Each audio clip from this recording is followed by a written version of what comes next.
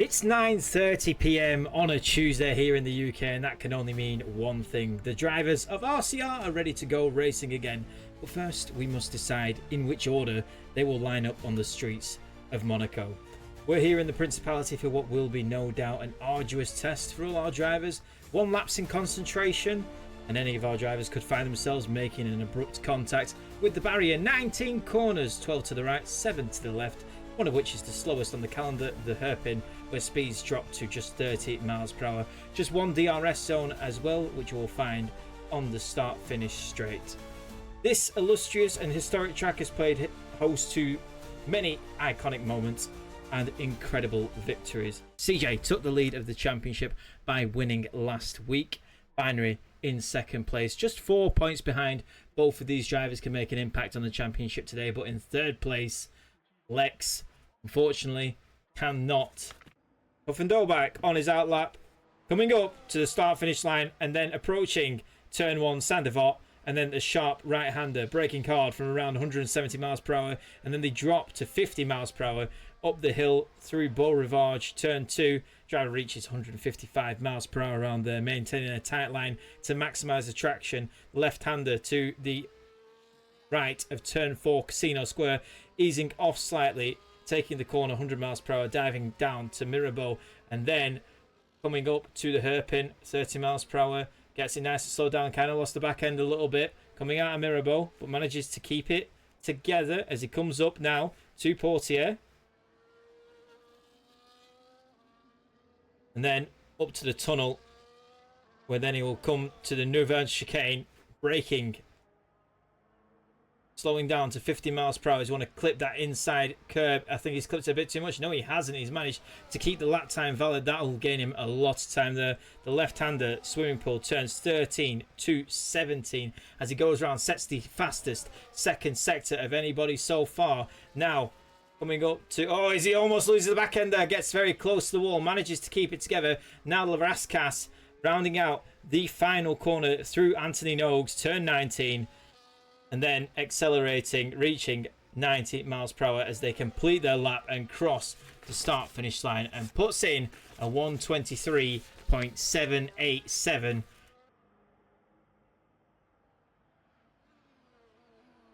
Oh, as Huffendobach hits the barrier and has unfortunately taken himself out of qualifying. He's got a good time of a 1:22.8, but that could all change. We've been seeing how this track has been evolving. There's only 4 minutes and 41 seconds left in the session, but that means that all this can change. We've moved on to BXTN, who is going fastest in the first sector, and that could be disastrous for Huffendobach. BXTN on the intermediate tyre. As the intermediate started to come into play, you can see that dry line. Reesmax is also DNF'd from the session. He was coming up to turn 12, and I believe he's hit the barriers. The yellow flag's waved in two.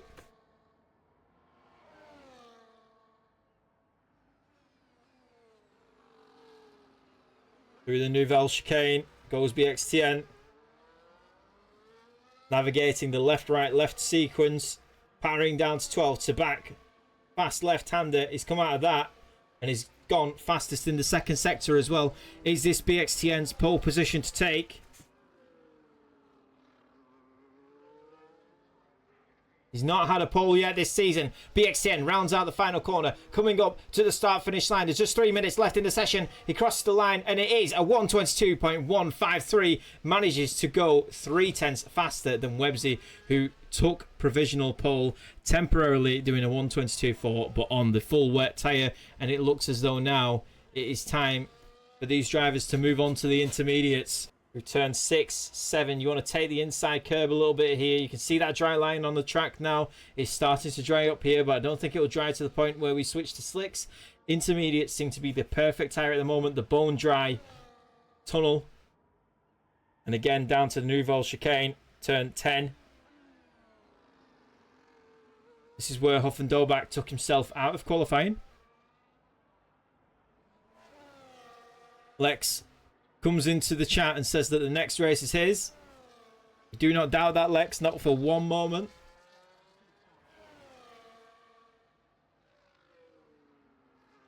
Binary coming around the final turns now. And what can he do? It's a 120. It is a 121. It's 121.6. It goes faster, but not fast enough. BXTN still holds on. 2 seconds up would put him ahead of Slaz. And it does put him ahead of Slaz. It puts him ahead of CJ as well.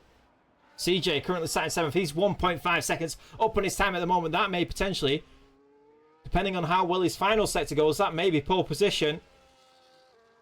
What's it going to be, though? Comes out turn 19, crosses the line. It's a 121.7. It's 3rd place on the grid. Which means that the only person left that can remove BX10, can dislodge him from provisional pole, is Binary at the moment, who has gone fastest in the 2nd sector. He's coming up to the penultimate corner. Brushing very close against those Pirelli barriers round the final corner.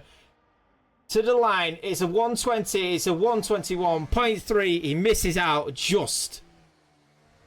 That is our qualifying order then. Let's go through it. So BXTN, Binary, I'm Mr. DJ, CJ, Websy shared the 2nd row. Santry, Huff and Dolbach on the 3rd. Captain Tifosi and Slazenger Volvo, they're together on the 4th.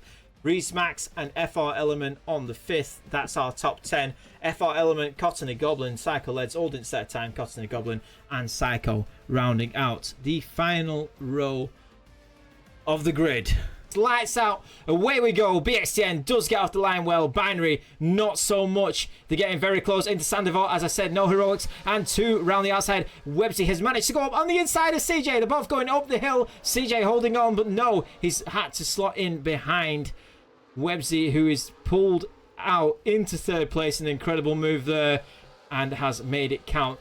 Hard to overtake in Monaco. You can see here the possible race strategies. 1-stop strategy from medium to hard, or you can do the 2-stop as well, and then a hard to medium for those who are starting on the hards. BXTN, as CJ has managed to make his way up back past Websy. That must have been a very daring and incredible move. Oh, as we've had a crash in the back there. That's FR Element and Reese Max as well. Looks like a daring move. I'm going to keep an eye on these two because it looks a bit... Reese Max and Cottony Goblin, not FR Element, sorry. Oh, yeah, sorry. And Captain Tifosi. As we've got a virtual safety car out for that collision. CJ just blocking off. Websy just looking on the outside there, trying to find a way past. You need a good exit on the final corner, turn 19. DRS active at the moment. BXTN, Binary, putting in the fastest lap of the race. It's a 1:12.538 at the moment. He is the fastest man on track and will be scoring an additional point if it stays that way at the end of the race. If Websy can't get past, then he's banking on the medium first. May hurt him later on, as he's going to pit before everybody else, or everybody else on the hard tyre. He's then going to come out into what may be traffic.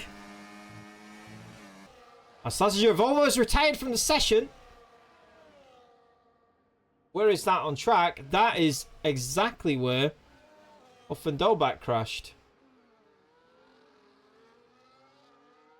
Just into the Nouvelle chicane. It's another virtual safety car. Go on board with Santry and Cottony Goblin, who are chasing down Psycho Leds, who's getting 6th place. It's a nice move into Sandoval from Cottony Goblin, who goes around the outside of Psycho. We have rain in Monaco. And stability as Websy comes into the pits. What's happened with Websy? Is that intermediate tyres already? That's intermediate tyres already. BXTN will be coming into the pit soon. And will they all be switching on to the intermediate tyre? This could be an absolutely incredible strategy call from Websy. And I'm Mr. DJ. CJ is about to be held up. No, he's not, because it's the different team garages. Okay. So switching to the intermediate tyre. Has Websy done enough? He's coming out of the final corner. CJ coming out of the pit lane. Websy, he manages to get past time, Mr. DJ CJ. Is he past Binary? No. Just behind. Just behind as CJ gets a 3-second penalty for corner cutting as well. So he's lost out to Websy, who has moved up. And this is Monaco. This is Monaco. This still all is not lost for those who have penalties. It's not lost for those sitting 2.3 seconds behind the race leader. As I said before, Ayrton Senna, 1988, was winning the Monaco Grand Prix after an incredible pole lap and what looks like an absolutely dominant drive to the finish. Crashed out during the race after a lapse of concentration, and that's why I keep saying all you have to do is be consistent and keep your concentration here. 50 seconds over Gerhard Berger and Alain Prost resulted in no points scored whatsoever. So it is not over until it's over here at Monaco. No matter if you're faster or not, it's incredibly difficult for anyone to overtake here. Pouring down rain, night race as well to make visibility even more of a challenge. We do obviously have the lights available to us. It's just another thing. It's just another added difference to what is the norm of this track. And where is this going to leave CJ? It's incredibly close. It's got to be absolutely extremely close at the moment. Websy's coming out of the pits. CJ's coming onto the start finish straight. Has he gained enough time? Websy out of the pits. CJ does not manage to does not manage to gain the place, but Websy has opted for the intermediate tyre. CJ all over the back. This may be his opportunity. There's no overtaking opportunity available here, but he needs to create something by the looks of it. He must create something. Just 2 tenths behind. Websy goes defensive. Websy goes defensive. That means CJ is going to get the outside line. No space though into the hairpin. Again, CJ just cutting to the inside, trying to switch back, looking for any opportunity he can to round out the final stages of this race. It is close. It is so close. Are we going to see a changing of the lead? Are we going to see BXTN valiantly defend what is rightfully his? He has led this race from start to finish near enough. Closing in. Binary on BXTN. It's a do or die situation. Last opportunity to make an overtaking move, but it doesn't look like it's going to happen. BXTN comes up to the start finish line. He crosses it and wins the Monaco Grand Prix at RCR. Binary comes second.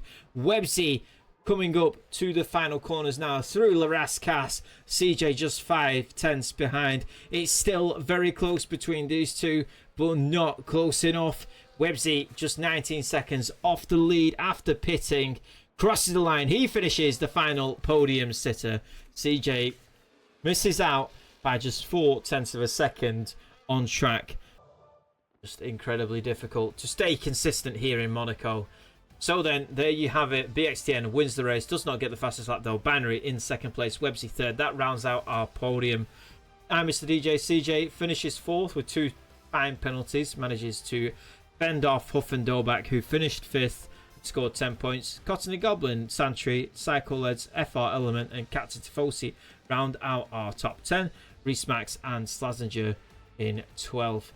It's 112.036 for Santry, who scores the fastest lap and a further point in his championship bid.